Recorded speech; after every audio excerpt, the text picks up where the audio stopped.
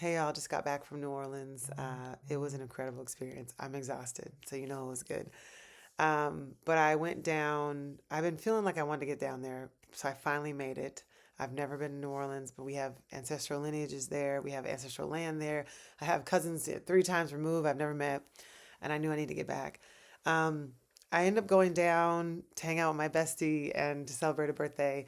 And I rented a car one day and drove out to this address that my cousins had put in a Facebook chat of the home of my great great grandmother. So, my grandmother's grandmother, Maddie Gibson, who was a singer. She's a beautiful soul jazz singer. She sang at this place called True Friends Hall, which is 2 blocks from her house.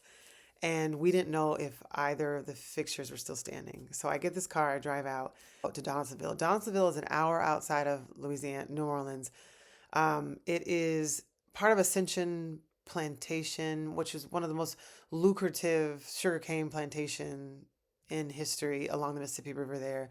Donaldsonville, it's where Sinners was taped for all kinds of reasons, but the whole downtown area was part of the movie, and it's got a massive, rich history. It is incredible the history and that happened there. And so, True Friends Hall was this big Jew joint that looks similar to the one in Sinners that they would all sing at, that my great grandma was singing at. The house is still there, and the actual True Friends Hall is still there. So I go to True Friends Hall and I put my offerings down, and I met some beautiful people that were restoring an old 100-year-old home of their great great grandfather, who was probably friends of Maddie Gibson.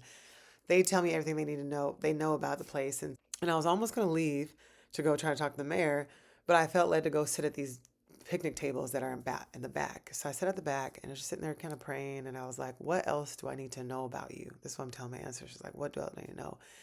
And I kid you not, like 45 seconds later, I hear this voice over saying like, "Hey, why are you taking pictures of my building? What you doing here?" And he's smiling.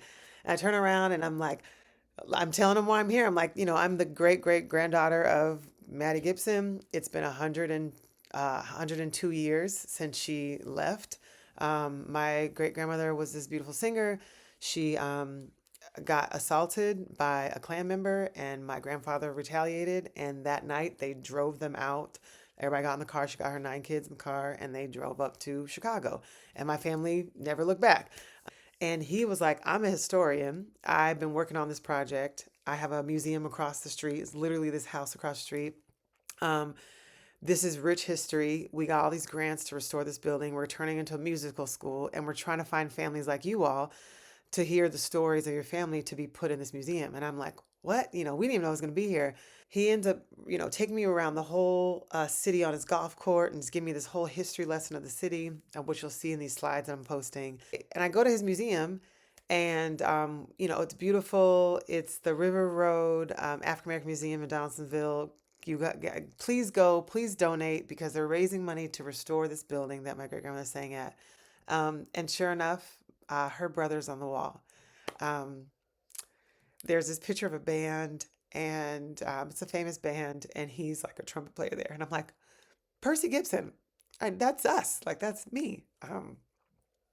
And so, sorry, to see your family, in a museum on the land that they were there. Um, and we didn't even know the buildings would exist. And so I drive back. Not only the buildings there, there's a whole historian with a whole museum researching this place with my family in it. He shows me all these pictures, and I don't know. I am saying this because there's something about Black folk, brown folk, who have had our heritage taken from us. We can't track our language. We can't track our tribe. To be able to go somewhere without any plan and then learn so much about your family and know that, like, my grandma was pretty famous. I mean, she was a big deal. She sang with Louis Armstrong. Like, she's beautiful, and she had to leave, but her children went on to be great musicians and worked with all kinds of big musicians in Chicago. And um, we knew that about ourselves, but to be able to walk the land and to have all these people be like, "We know about Gibsons," and, "Oh my God, you're the great granddaughter," and, "Welcome back." And the mayor called me back because one of the neighbors of I was knocking on doors at my great grandmother's house and they weren't there, but a neighbor kept peeking out. So I talked to her and she's like, "Oh, my brother in law is the mayor. Here's his number." And I went to the mayor's office and I told him my story and he told me the history of the place and his tenure there, gave me a key to the city. And they encouraged me to move back. And um, it is life changing. And so I wanted to encourage all of us who don't know our roots. If you know anything, talk to the oldest person in your family, ask questions. If you have an address, if you have a school, you can go get records at any kind of state capital. Just try to find something and go. If you go to the land, your ancestors will talk to you and they will guide you. I have a direction that I can't even name yet. I know that this is a turning point for me. I don't know what it's going to bring, but it's not over. And I got on here because I really strongly believe that we deserve to connect to our ancestors. I think we were taught that somehow ancestor veneration is not Christian. I don't believe that.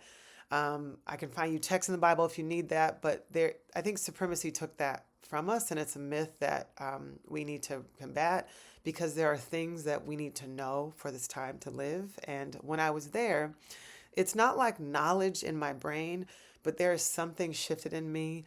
I feel centered, I feel whole that I just really feel everybody should have. And I feel like so many of us are walking around without roots and without knowing, in terms of Black folk, because we don't know our history because it was taken from us. Essentially, I want to encourage you, if you, the oldest person in your family, go talk to them, have lunch with them, ask them whatever they know about who's the oldest person they remember.